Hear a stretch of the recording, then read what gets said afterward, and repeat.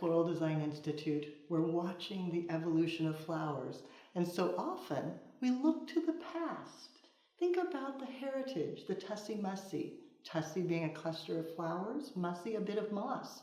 Updated version, perfect for gifting today. The start was the beautiful Juliet garden rose. They're from gardenrosesdirect.com. Beautiful peachy hue, very long lasting. They open out to a beautiful cup. Now they've all been hydrated and left to sit overnight so that they're ready to be used.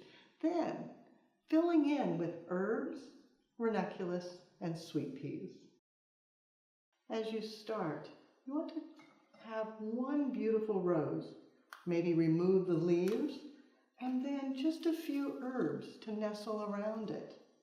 Then tucking in additional blooms, just keeping it tiny and sweet, and adding them in and filling as you go.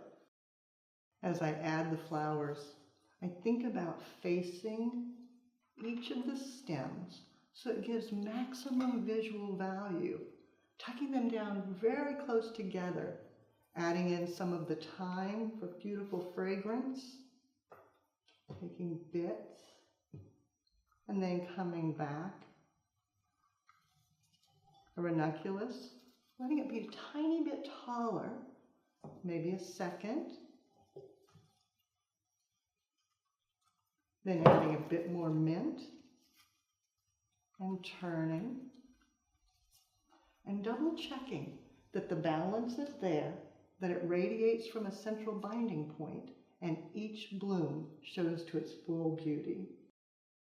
As I finish, just adding a tiny bit more foliage to create a collar, to visually support the blooms, and then for security, a few Gaelic sleeves. They're so sturdy, leathery, that they'll support the lower leaves of the mint and the thyme, giving it a little bit more structure. Just turning and adding. And when the collar's in place, coming back with a bit of bind wire and lashing it together. The recipe started with the 3 Juliet roses from gardenrosesdirect.com.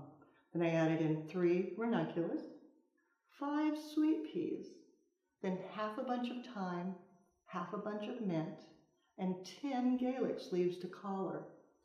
Sweet, fragrant, and fabulous.